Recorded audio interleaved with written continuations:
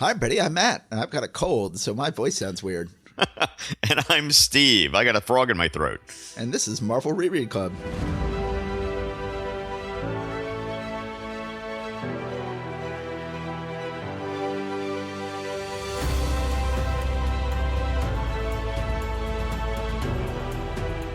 All right.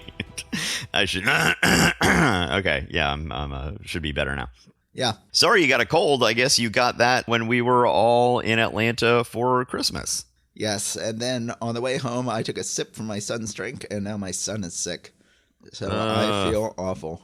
Well, it could be that you got it from him. No, I know. I clearly had it first, but it could be that we each got it from a third source. I don't know. But I definitely got sick before he did. Yeah. Well, fortunately, I was able to avoid it. I try to keep my hands washed as much as I can when I'm around a bunch of kids, especially ones from another part of the country. Well, also just getting on a plane, in a little sealed metal tube with a bunch of people in the holidays, it's possible to get sick. Oh, yeah, absolutely. It's going to be very, very easy to do that. So as everybody can hear, we are recording this in between Christmas and New Year right now. Yes. So, and we just spent Christmas together in Atlanta, Georgia, which was fun. Yes, it was. Yeah, I guess we can just go ahead and get on into this here. What do you think? Yeah, let's go ahead and do it. Why don't you do Spider-Man? And we will go from there. All right. So what order should we do these in? Because we're throwing in Incredible Hulk. Usually for the first part of the month, we've lately been doing Spider-Man, Daredevil, Thor, and X-Men in that order. But we've got Incredible Hulk we're throwing in there as well. Do you have a... let's just throw it in last. Just do it last. Okay, sounds good. All right, everybody. Let's go ahead and jump in with Amazing Spider-Man number 63, Wings in the Night. Now, when last we saw the Vulture, the old Adrian Toomes had his wings stolen, and then it was implied he then died, and a new young black-haired guy named Blackie Drago had the wings and was menacing Spider-Man as the Vulture. Now, we see on the cover that Blackie Drago as the Vulture is back, but so is Adrian Toomes, the original old bald-headed Vulture. So what's going on there? Don't they hate each other? Let's find out. We begin with one of John Romita's all-time great splash pages, where we have the Vulture on a gargoyle, or, at least jutting out piece of concrete on top of a building, is sitting very hunched over. They're a little unclear over the years as to how hunchbacked Adrian Toomes is, or whether that's just like part of his outfit, if there's like a big lump on his back. But he is sitting very hunched over, very hunchback looking, with his wings held down around him in the lashing, pouring rain, and it is absolutely gorgeous. Do you agree? Yeah, it's a beautiful shot, even though we still have the Romita Heck DeMeo sandwich going on. Yes, which we've had for like a year, and I'm really tired of it. It says, fearlessly produced by Stan the Man Lee and John Ringading Romita, aided and abetted by Don Hero Heck, inking Mickey DeMeo, lettering Sam Rosen. So the issue begins. Both Spider-Man and Vulture are out in the rain, even though they should be someplace where it's nice and warm and dry, but they don't run into each other, oddly enough. They each just go their own way. Spider-Man is having trouble with his webs not sticking to anything because they're not waterproof. So they're fireproof, but they are not waterproof. Right. He puts asbestos in them so that he can hold his own with the Human Torch, but he hasn't bothered to make them stick in the rain. Nope. Spider-Man eventually gets wet, decides to go home, and never runs into the Vulture. The Vulture, meanwhile, sees that there is a exhibit here in some place. Is this supposed to be a museum? I guess so. It says museum on the side, showing the wings of the notorious Vulture. And the Vulture, who clearly has a second set of wings, flies in the window, grabs the wings that are inside the museum, and flies away again, and knocks out a security guard. Then, meanwhile, Peter slinks home in the rain, sleeps in his costume, which is never a good idea when you have a roommate. Well, also, it's never a good idea when you've just been out in the soaking rain. Yeah. I'm just thinking, how sopping wet is he getting into that bed? Yeah, so he is at college. He tries to speak to Gwen. Gwen still won't speak to him, which, so we went ahead and skipped over here the Spectacular Spider-Man magazine, which we're going to get back to later. But in that, Gwen and Pete were getting along just fine. But clearly that is out of continuity because in the normal comics, they are still very much not speaking to each other. And Harry doesn't like getting in the middle of it. Meanwhile, in prison, Blackie Drago is in the prison yard, seemingly in the same prison he originally got the wings in. Who should fly down but the Vulture flies down with Blackie's costume, gives it to him, and says, let's take off together. So, of course, Blackie Drago thought Adrian Toomes was dead and that he had helped kill him, so I don't know why he'd be willing to fly off with him, but he is, even though presumably this might be some sort of revenge from Adrian Toomes. Although that would be an odd revenge to come by and say, hey, let me give you the things that give you superpowers. And let's get out of here, out of prison, and I'll help you break out of prison. It's an odd sort of revenge. Yes. So we see Peter is actually getting along fine with George Stacy, the person who he's been accused of attacking and who he exposed for crimes, but he's not getting along with Gwen. Norman Osborn shows up and is continuing to freak out, almost remembering that he is the Green Goblin. Finally, we see Blackie Drago and Adrian Toomes talking. Adrian Toomes explains that he did not die in the prison, that he saw that Blackie Drago did not coat himself in glory as the Vulture, and he does just want to beat each other up now that they're both flying over the city together, which is an odd sort of revenge, but that's what he does. So they're fighting each other for quite some time. Spider-Man just happens to basically walk by and see it all as Peter Parker decides to get up there. By the time he makes it up there, Adrian Toomes has defeated Blackie Drago. Well, and by up there, we mean they just happen to be having their battle right outside the Daily Bugle offices in the skyscraper that they're in. And so he goes up to the Daily Bugle offices to see the fight better. Yes. So by the time he makes it up there, Adrian Toomes has knocked out Blackie Drago, or almost knocked him out. Blackie Drago says, I'm through. I'll never put these wings on again. The Vulture's too much for anyone. And indeed, according to the Marvel Index, we never see Blackie Drago again. This is the last we ever see him, including next issue. He's not in next issue. He is down for the count, although his wings will eventually become the property of a third Vulture, which I did not remember. I did not know about, but I was just reading about it in the index. Then Adrian Toomes goes to confront Spider-Man, and that's the end of the issue. I thought this was a good issue. It's, sort of a reset, getting back to Adrian Toomes, who has a much, much better look than Blackie Drago ever had. I'm glad to get him back. It's a little silly that he's supposed to be basically a decrepit old man, but he's beating the crap out of this young man and is about to beat the crap out of Spider-Man, and it's almost as if he's gotten some sort of super soldier serum or something. It's a little bit unclear. So this is something that I had posted about on our social media. The third panel on page 8, we see Adrian Toomes knocking out 4 security guards at the prison with one right hook, while he's also knocking out another prison guard with his left fist as well. I just posted this on our social media and I was just like, yeah, no. I'm not buying it. And a lot of people came on to say that they have made it canon that there's something about his wings that inadvertently, like accidentally, gave him super strength. And that this was retroactively established, I think, later by Roger Stern, I want to say. Yeah, I know Roger Stern really loved Adrian Toomes. Well, he also loved going back and referencing old stories. Yeah. So, yes, I agree with you. I liked it when Adrian Toomes was just a decrepit old man who just had these wings that allowed him to fly. I'm not quite as happy with it now that he's just sort of a generic strongman in addition to that. But, here we are. Here we are. Yeah, I'm really not seeing any heck in this issue. At no point am I like, oh, that's a heck face. These all look like Ramita DeBeo faces, and whatever heck is in here has been completely had this life squeezed out of him, which is great. I don't like heck, and I'm glad that none of this looks really like heck. So then at the end, I say in my notes, good normal issue, nice art, perfectly fine story.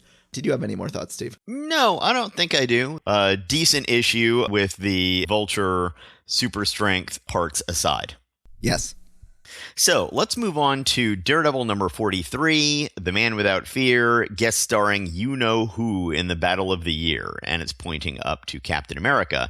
Now, this has a very Kirby cover, and it's a very late Kirby cover. This looks more like the Kirby that we get when he returns to Marvel in the mid-'70s, to me. What do you think about that?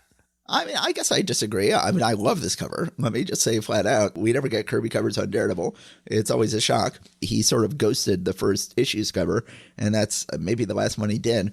But we have Captain America in the extreme foreground, but a full body shot, but in the extreme foreground, swinging away at Daredevil. And, I looked at this cover. I'm like, are they doing a celebrity boxing match? Well, indeed they are, as we find out on the inside. That's very clear from the cover.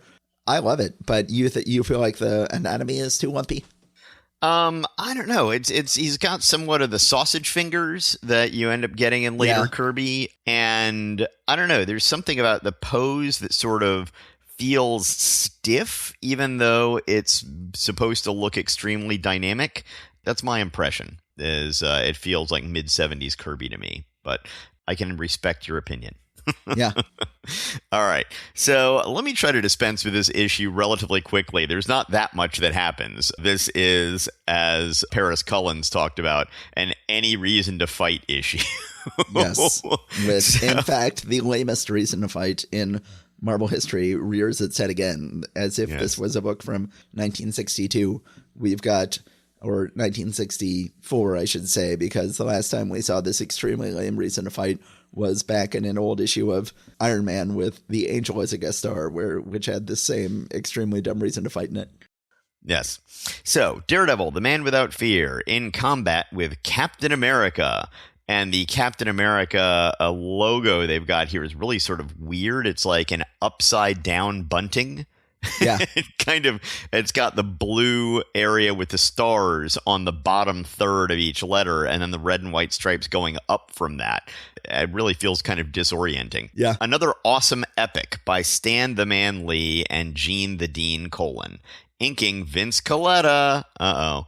Lettering Artie Simek. Yes, we've never had Colletta inking Daredevil before. We've had Colan inked by a variety of inkers, some good, some bad, but we've never had his worst inker, Vince Colletta, show up in Daredevil before. This is terrible. They've really decided that Colletta is Colan's best inker now, and they've got him inking all of his books across the spectrum.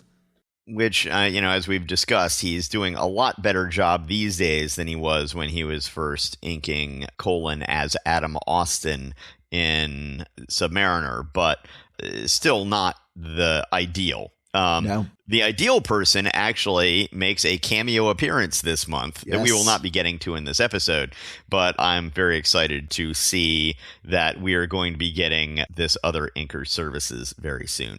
Yes, exciting. All right. So we start off with Daredevil exercising in his home gym. With his sunglasses on, as always. Yes. At With first. with his cowl off, but his sunglasses on. He is thinking to himself about his relationship issues with Karen, that he loves her, but thinks that, he can't have her close to him. So he is pushing her away, even though it hurts her and hurts him. It's better off that way.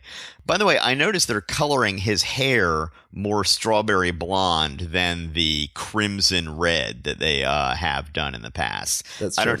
I don't know if they just started doing that this issue or whether I just noticed it and it's been going on for a while. Yeah, I don't remember. He gets done with his workout. Man, this workout lasts for a long time. So he then goes out on patrol. Well, no, we should point out that he has always been doing his workout with his sunglasses on, even in the privacy of his own home. But he gets so upset about Karen that he trashes his own gym with his sunglasses off. So his eyes are just in shadow. We rarely, very rarely in this book get to see him with his sunglasses off, even to the extent where when he gets unmasked by bad guys, so they rip his Daredevil mask off, he's wearing sunglasses underneath. But here we have him with his sunglasses off for once, just to show how upset he is. Yes, I guess that's true. It looks like he took them off to towel his face. If you see on page 6, panel 1, you can see the sunglasses down there on the floor right next to the towel. Yeah. But yeah, that's a very good point. We've possibly never seen that before. Which, as I always point out, we see Alicia's eyes all the time. Yes. I don't know what's up with that. Page 7, one thing that I just noticed this time looking through it, panel 2 on page 7, is it just me or does that look like Kingpin's Skyscraper as drawn by Frank Miller in the 80s? Yeah, it does. Interesting. It just jumped out at me. So Daredevil just happens to overhear some announcements about Captain America doing a charity take all comers fight at Madison Square Garden. So I wonder if that's going to be important later. It seems like an odd detail, you know. Yeah, maybe. I don't know. Perhaps. So Daredevil hears about some sort of radioactive medical device that has been stolen, and the cops are saying, be very careful. It's radioactive and, you know, it's out and about. And so take caution. Daredevil happens to find him and does not take caution, goes ahead and opens up the package, it looks like, on page 10. And then we see a flashback to his origin, where we see that he was made blind and superpowered by a radioactive canister that hit him in the face. And the reason we're seeing this is because this radioactive material that he has just recovered is going to turn him... Evil isn't really the right word, but... No, belligerent. Yes, that's a good way of putting it. It's going to turn him belligerent and foolhardy and reckless. Yeah. So, anyway, he's just like, oh, Captain America's taking on all comers, huh? Well, that sounds like a job for me. And so he somehow swings in from the roof of Madison Square Garden. I'm not quite sure how he got into that position on page 12, panel 2. But on page 11, there's sort of a majestic look down at Madison Square Garden with the old post office, which has now been turned into a sort of replica of the old Madison Square Garden on the right. Yeah, I don't like that drawing of it. It feels kind of off kilter. Yeah. You know, Gene Colan is not one to use oval templates or anything like that. So it's, the inker is going to have to figure out how to handle the sort of somewhat misshapen building. And Coletta was not up to the task here, in my personal opinion. Okay. Anyway, Daredevil swings in from the ceiling somehow and kicks over the first guy who's on his way into the ring to fight Captain America. That does not look like that's going to turn out well for that guy. It looks like that guy's in for the hospital. Anyway, Daredevil just goes and starts wailing on Captain America, who then fights back. There's a whole different thing about like, well, you can't be Daredevil because Daredevil's not this belligerent a-hole like you are, but no one can fight like Daredevil, and you're fighting like him, so you must be him. And they go back and forth. At one point, Daredevil always been a little bit belligerent, always been a little bit of an asshole. You shouldn't be that surprised, Captain America. Yeah, well, I mean, but more to his friends. I don't think he is. I don't think he is to other heroes. I mean, I'm sorry. You mean his best friend Tubby? Yes.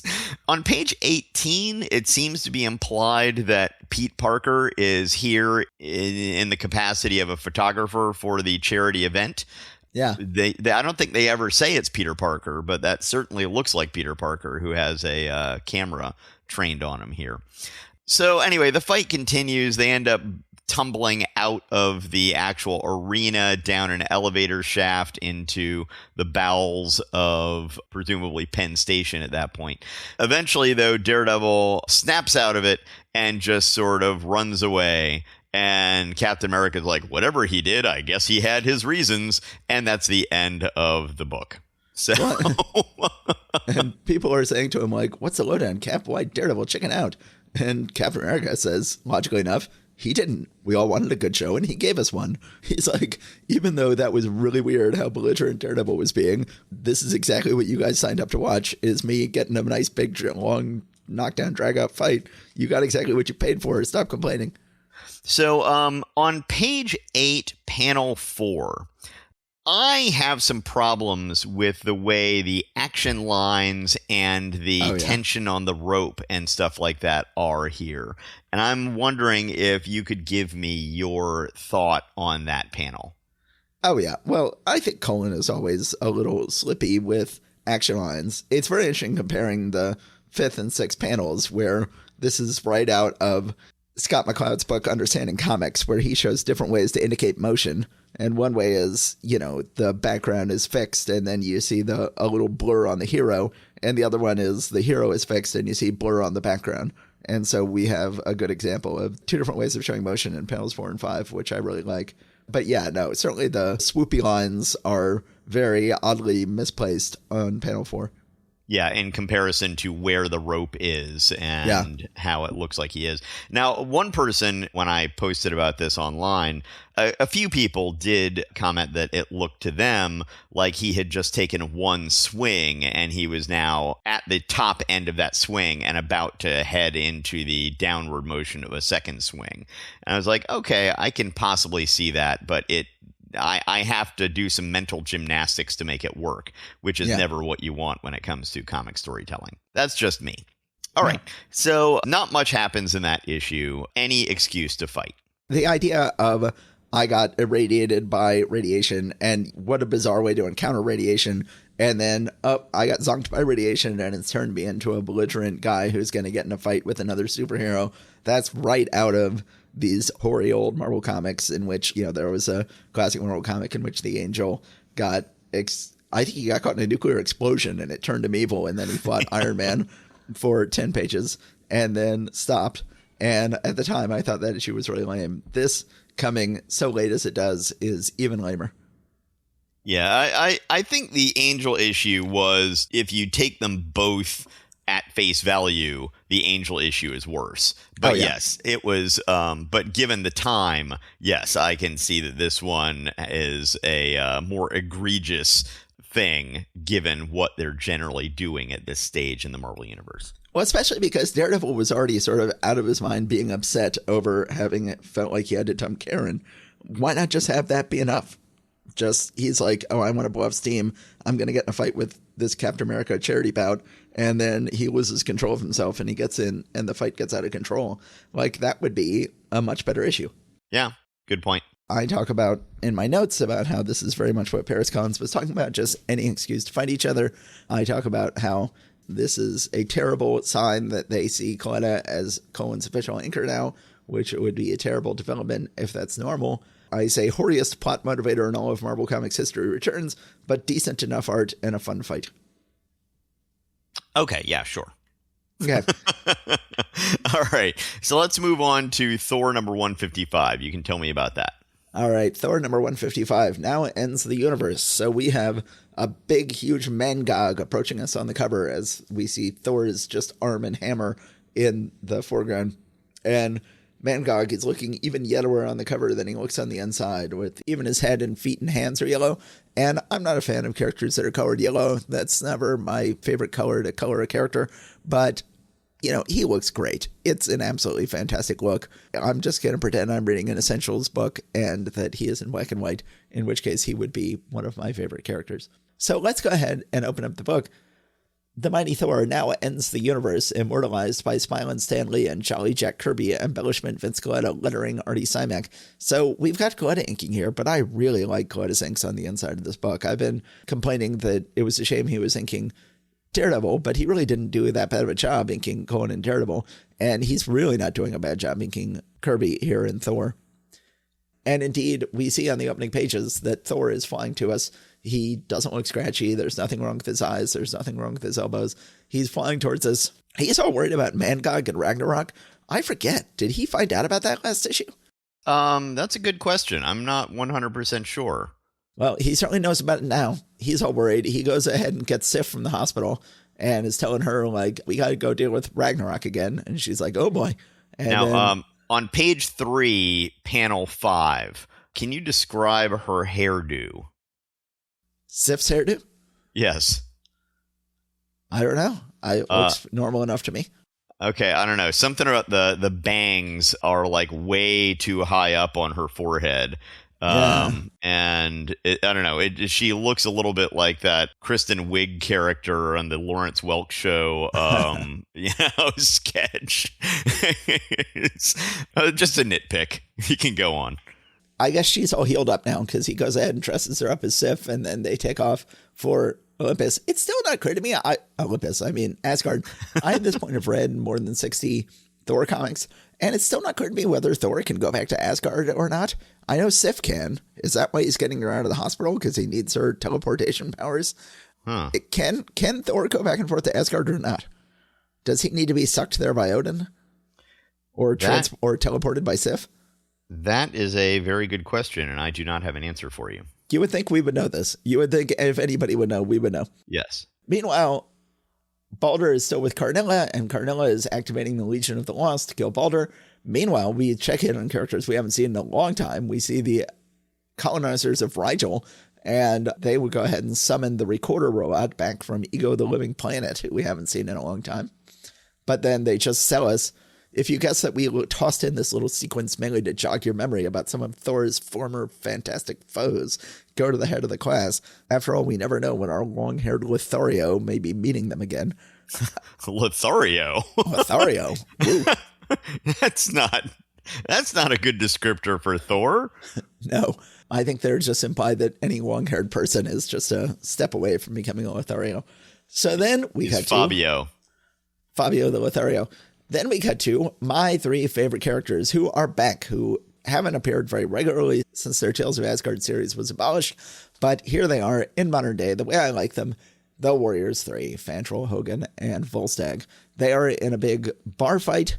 Fandral is swinging around by, I guess that's a chandelier. It's a weird looking chandelier. Yeah, but what he is that? Swinging around by some rope hanging from the ceiling, swinging his sword. Hogun is swinging his mace, and Volstagg is just swinging his belly around. He's just whapping people with his giant belly. Says, no need for mere weapon hath valorous Volstagg. With mountainous girth alone do I topple yon babbling bumpkins. But then, who should show up but Loki? And Loki says, this is thy liege commands. And they're like, liege? You're not the liege. And he's like, yep, Odin fell asleep, so now I'm in charge. And I order you to go fight Mangog.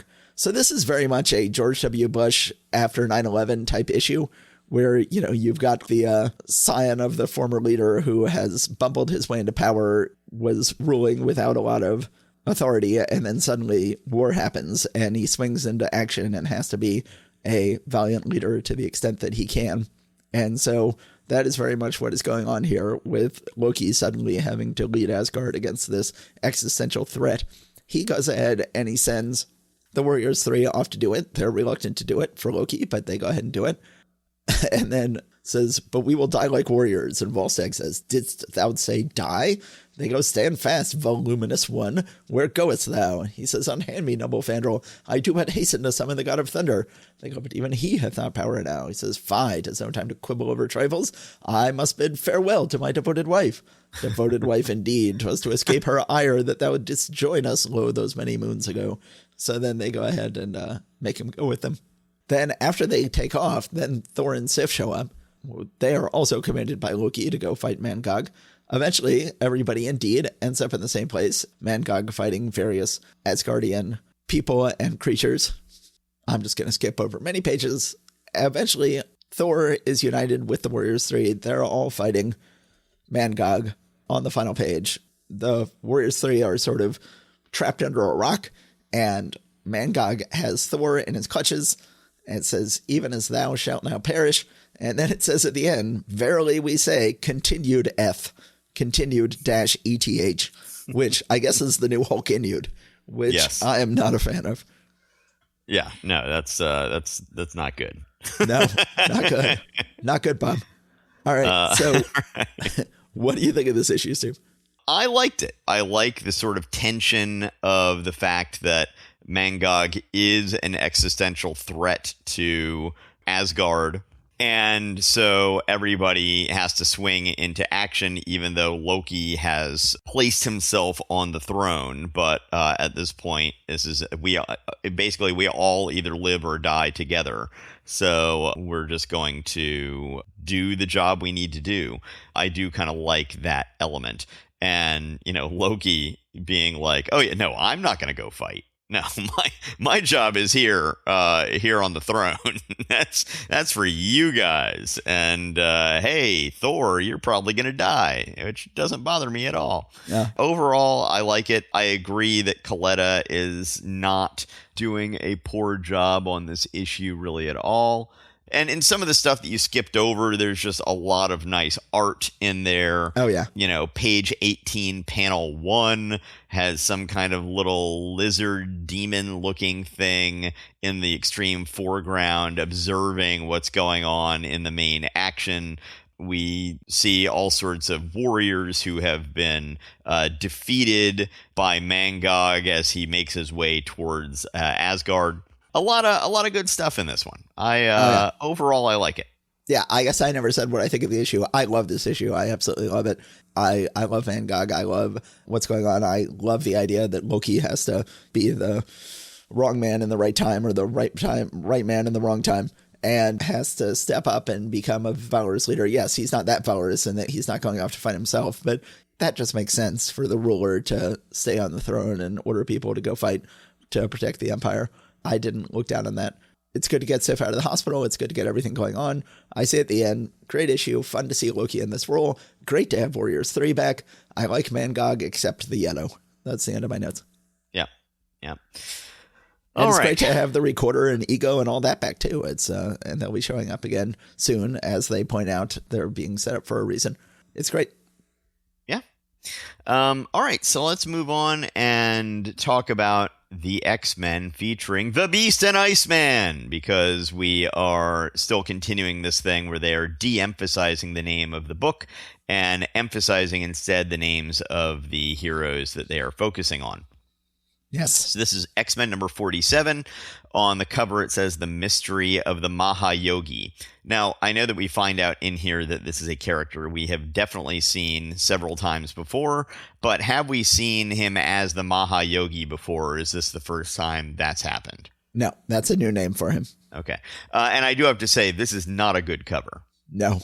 It is very poorly inked. It just looks like it's really slapdash. Yes, and Bobby Iceman is more barrel-chested than he normally is. Yeah, that's a good point. He's hasn't been skipping the gym. He ordered away for Charles Atlas's program. 98-pound weakling brochure, yeah. X-Men, the most unusual fighting team of all time. The Warlock wears 3 faces. So they're sort of giving away here what we're going to have happening. Yes. Stan Lee superbly supervises still another Marvel super saga, aided and abetted by the superb scripting of Gary Friedrich and Arnold Drake, the lavish layouts of Don Heck, the peerless pencils of Werner Roth, the illustrious inks of John Tartaglione, and the legible lettering of Artie Simek. So 2 questions about this. 1, have we seen Arnold Drake before? No. So this is the Marvel debut, seemingly, of Arnold Drake, legendary comic book writer, who has made the jump now from DC to Marvel. Over at DC, he created Deadman, one of my favorite characters, but he created even more famously a very similar book to the X-Men, Doom Patrol, where now Doom Patrol was also about a man in a wheelchair who was supervising, in this case, 3 freaks who he found in various parts of America and assembled into a team. And the question is, well, which one is copying who? Well, they came out the same month, so they appear to be completely independently created from each other. Doom Patrol and X-Men.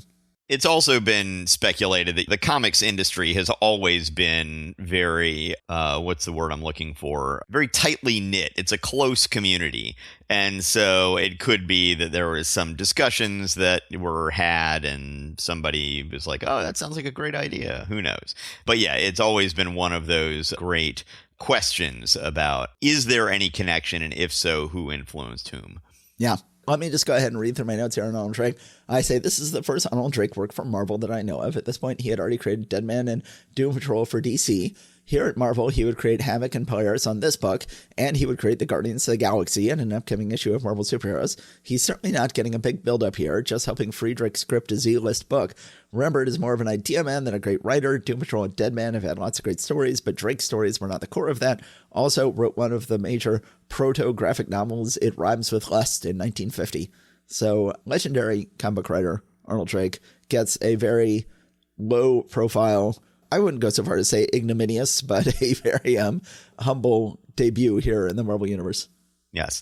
And we've still got the Heck Roth Tartaglione art team here, which just once again is not really doing much. You know, usually I find that when you've got a layout artist, a penciler, and an inker, that it becomes a game of telephone. And the more people it's having to be passed between, the more stuff is going to not work as well. Yeah, it's working just fine over in Spider-Man right now, but it's not working here in X-Men. Yes, I was going to mention that is an exception to this usual rule. So, in the previous issue, we saw the X-Men were ordered to break up by the FBI agent whose name is escaping me at the moment. Fred Duncan. Yes. Or Amos Duncan, as they were calling him last issue. Yes. Bobby and Hank are heading off as a pair, which seems to violate some of what they were ordered to do. I guess they are considered just a standalone duo. They are like, okay, well, we were ordered to break up, so let's go ahead and try to get dates with our girlfriends. So they go and get them, and they're going to try to see this show that apparently has some buzz, and it's some mentalists called the Maha Yogi. And they try to get tickets, but the tickets are out. So instead, they go over to the Cafe A Go-Go. Meanwhile, we see that the Maha Yogi is just hypnotizing people in the audience.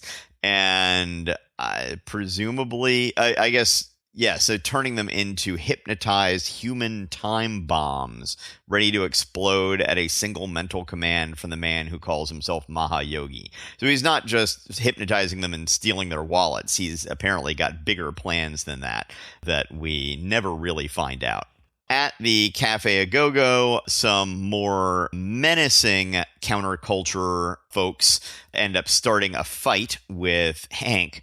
And they're like, oh no, we can't actually fight them because then that would give away that we're X-Men. So Bobby is able to turn off the lights with his ice power. And then they're able to take care of the hooligans in the dark. And one of the girls asks, where were you boys when the lights went out? And one of the guys says, oh, we had a very important meeting under a table. It seems like you two are always under a table when it's hero time.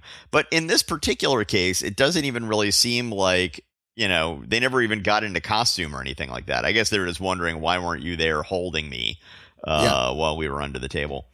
But so here we have the Cafe A Go-Go. I think it used to be called the Coffee A Go-Go. We have a poet. Did I misname it there? No, it used to be called the Coffee A Go-Go, and now it's called the Cafe A Go-Go. And we have a poet who is on stage reading. It's unclear if this is Bernard the poet, who we've met before. He appears to be a little heftier than Bernard the poet was. But he's got an interpretive dancer, once again, dancing to very strange poetry he's reading. But then we get these jerk hippies who are hassling our heroes, and then they sneak out an alley. And then tragically, this is the last we ever see of the Cafe A Go-Go. Never appears again in comics. And indeed, after the end of this comic, Zelda will never appear again in a comic. Vera will show up many times over the years and be sick for many years. But this is the last we ever see of Bobby's heterosexual love life and the last we ever see of Zelda. Huh. Okay. Yeah, I had no idea.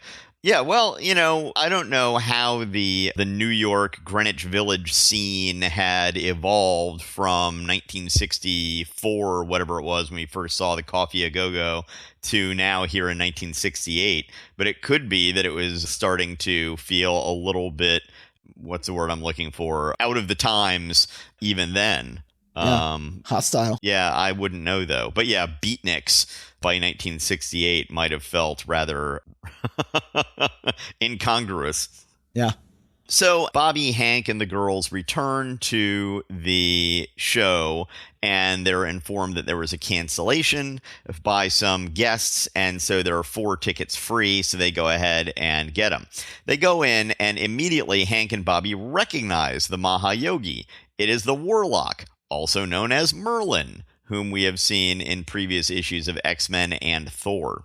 Which I love this. I love that they instantly recognize the guy and instantly swing into action. It's not one of these things where like, I could have sworn I recognize that guy, but I don't remember from where. No, these heroes are on the ball. They are competent.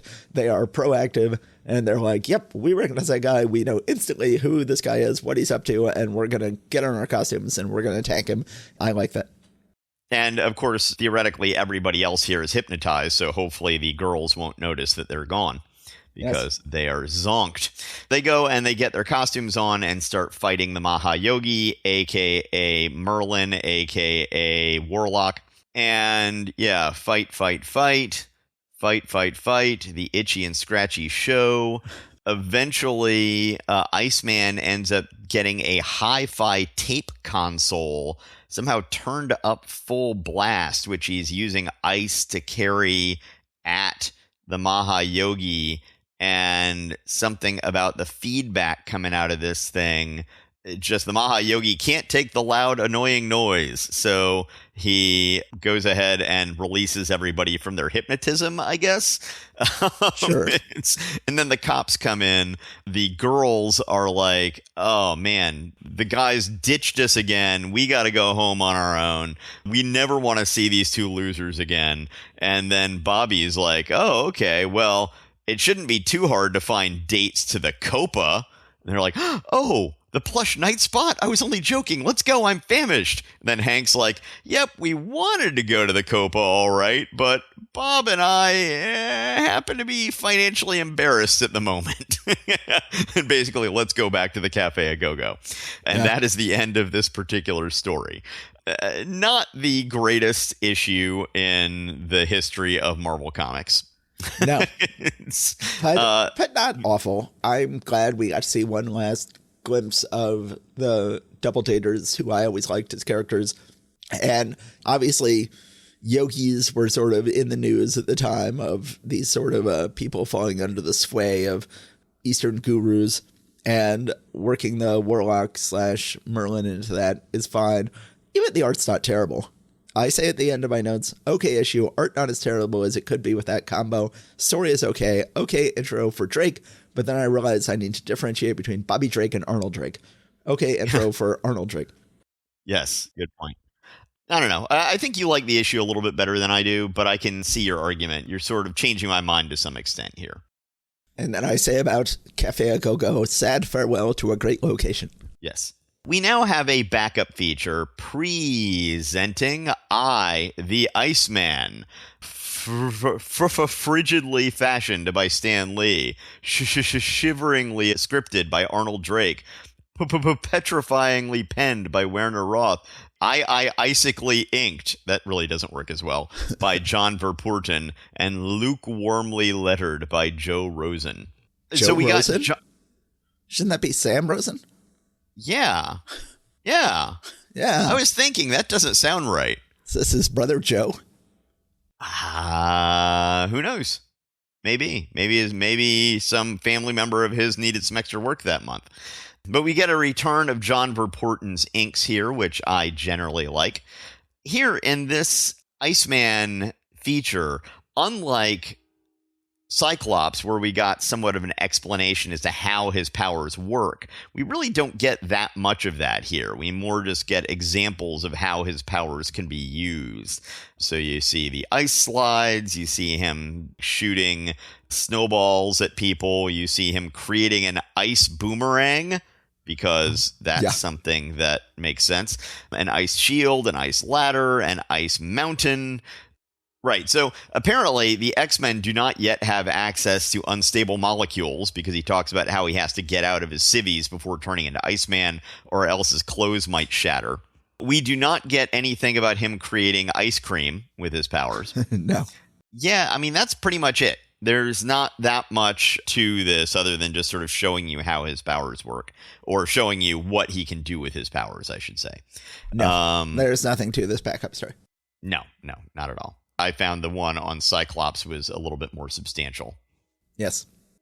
Okay, so I think I'm done with this. Do you have any more thoughts about the backup feature before we move on to our final book of the episode? No, I do not. Alrighty then. All right, let's go ahead and move on to The Incredible Hulk, number 106, Above the Earth, a Titan Rages. We've got the Hulk fighting the missing link on the cover, although he looks more burnt orange than he does on the inside. And we've got seemingly the helicarrier zapping them both as they fight. But is it really the helicarrier? Let's find out on the inside of the issue. Well, of course it is. Why would you ever have any idea that it wasn't? Maybe because I've read the issue. Maybe. So it says, The Incredible Hulk, Above the Earth, the Titan Rages. If you think you've seen king-size credits before, let us lay these on you, Pilgrim. Stan Lee, editor. Archie Goodwin, scripter, then in parentheses, first 10 pages. Then it says Roy Thomas, scripter, last 10 pages. Marie Severin, breakdowner. Herb Trimpe, penciler. George Tuska, inker. Artie Simek, letterer. Irving Forbush, question mark. So we've got Goodwin and Thomas splitting up the writing duties, splitting up the scripting duties. I guess who gets plotting credit? Nobody does, but presumably Marie Severin would get most of that. But Marie Severin is just credited for breakdowns. And for the first time in this book, Herb Trimpe, who will go on to become one of the most legendary Hulk pencilers, gets a penciling credit, although it is over Marie Severin's breakdowns. And then George Tuska is the inker. So it's interesting. You know, we've been enjoying this book when Marie Severin did full pencils and Trimpe was inking. Now we've got her breaking down and him penciling. It still looks more like Severin than Trimpe to me. Yeah, I would agree. I would agree with that, definitely. Particularly the Hulk's face. Yeah. Trimpe's Hulk face has a very distinctive look to it, and we don't really get that at all in this issue. Yeah, so Trimpe will go ahead and pencil Hulk for a good 7-8 years, I think. So we're about to get that, but we have not gotten there yet. Unfortunately, I think this is Severin's last issue as penciler, although she does come back and pencil the annual, which is coming up soon. Betty is sort of collapsed, crying onto the steering wheel of her car, while the cops tell her she needs to get out of there because the Hulk's fighting the missing link. She decides, no, I'm not getting out of here, or rather, I am getting out of here, but in the wrong direction. I'm going to go ahead and ram my car into the missing link. So, which indeed she does, and almost dies in the process. That is enough to go ahead and trigger the Bruce Banner to turn back into the Hulk. I always like it when Marie Severin does that in one panel with a series of morphing faces, which she does on page 5. In the previous issue, I believe a device had been used on the Hulk that was supposed to make him no longer ever turn into the Hulk again. But the radiation from the missing link ends up re-triggering his transformation. Never lasts for long, does it? So then they fight a bunch of pages. We see that S.H.I.E.L.D. promises that they will use their helicarrier to get Hulk, a.k.a. Banner, out of there, which the government is more than happy to do. Sure enough, helicarrier comes up, zaps him up into the air, zaps him into the helicarrier. But then Nick Fury comes up going like, okay, we're ready to get the Hulk. Thunderbolt Ross is like, what do you mean? You just sucked him up into your helicarrier. And Nick Fury said, that wasn't my helicarrier. Someone else must have a helicarrier. And indeed, we meet a Soviet colonel named Colonel Brevlov. So you're like, well, wait just a second. Didn't the Soviets just send the missing link to go attack the city? Why would they suck him back? Why are they treating him like he's a prize he can grab back now?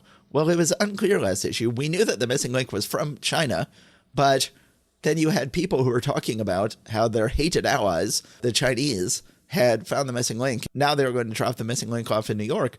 Well, now the Soviet colonel says, yet you tremble almost as fearfully as our accursed Oriental comrades. So once again, there's this idea of like, we're partners with the Chinese, but we hate them. Earlier on in Marvel Comics, there had been sort of a sense that the supposed Sino-Soviet split was not true and that they were still secretly buddy-buddy. But now Stan Lee or whoever is writing this, Archie Goodman and Roy Thomas, are sort of acknowledging, oh no, they genuinely hate each other, but they're still comrades. So they've got an odd working relationship.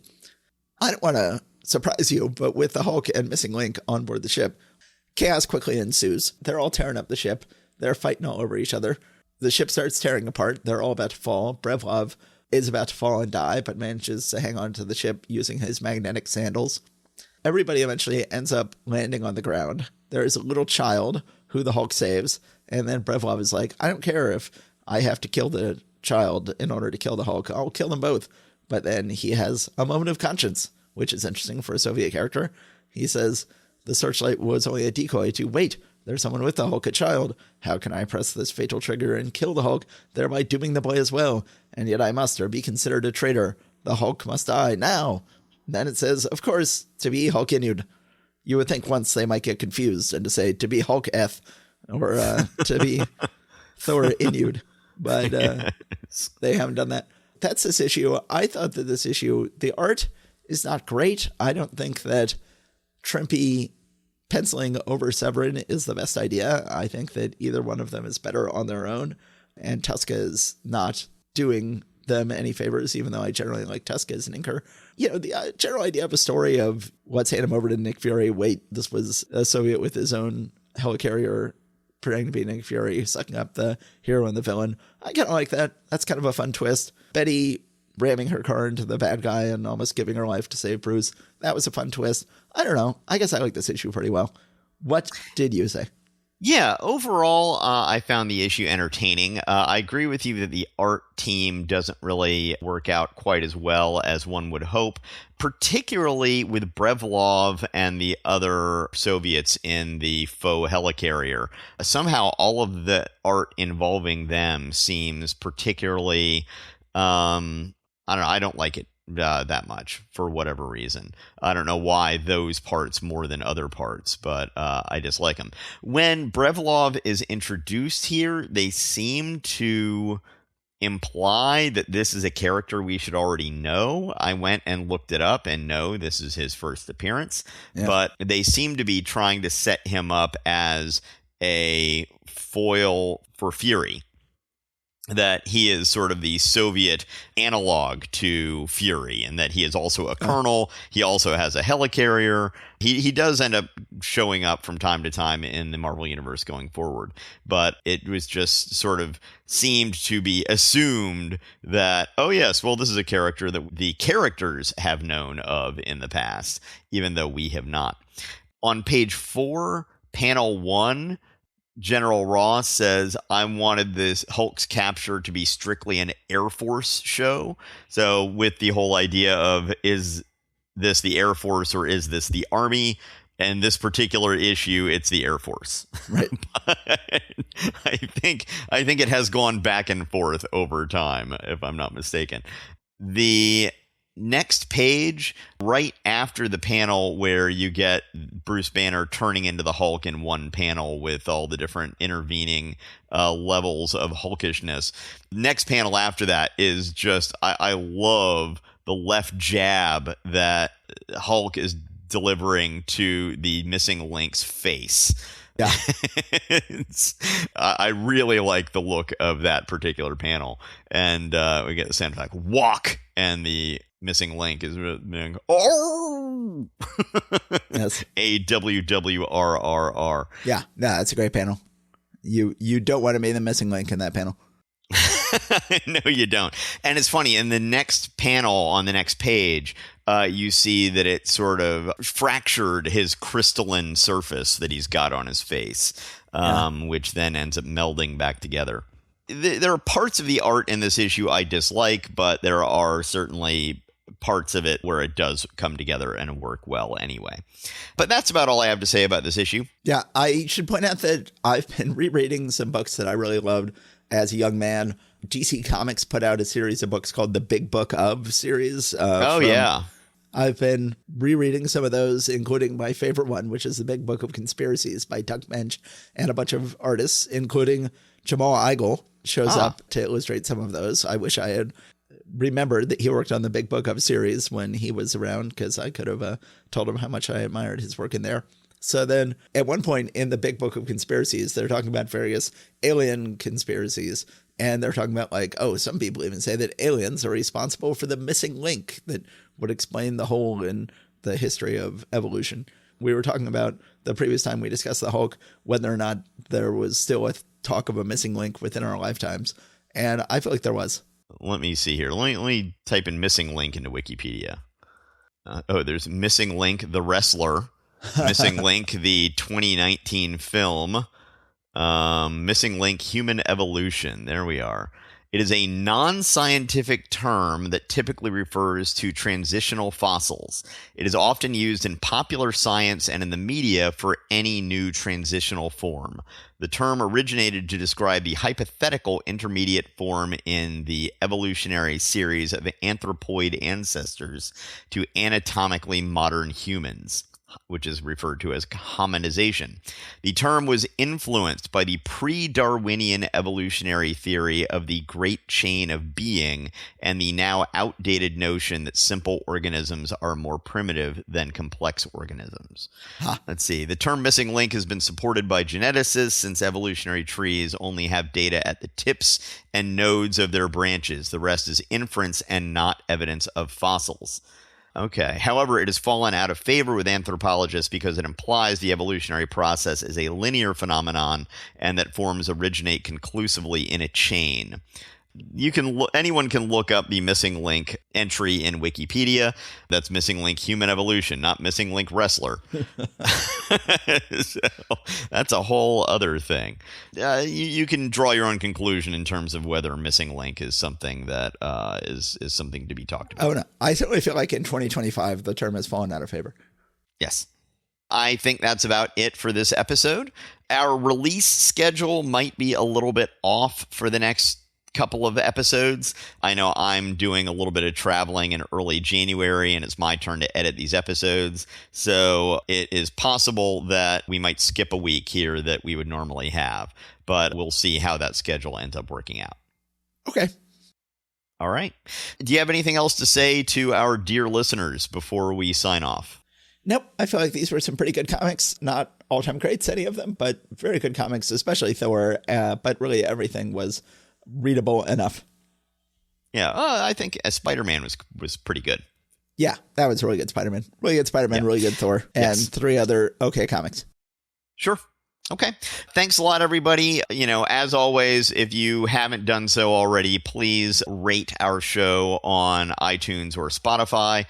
Give us a 5-star review if you could. Tell anyone else that you know that might be interested in our show about it. That will help get the word out and get more people listening to the show. Yeah, we've got a Patreon. We've got all sorts of different stuff. So patreon.marvelrereadclub.com. And I think that's about all of the promotional stuff that I have to say. So thank you very much, everybody, for listening. We will be back in your ear holes in a week or 2.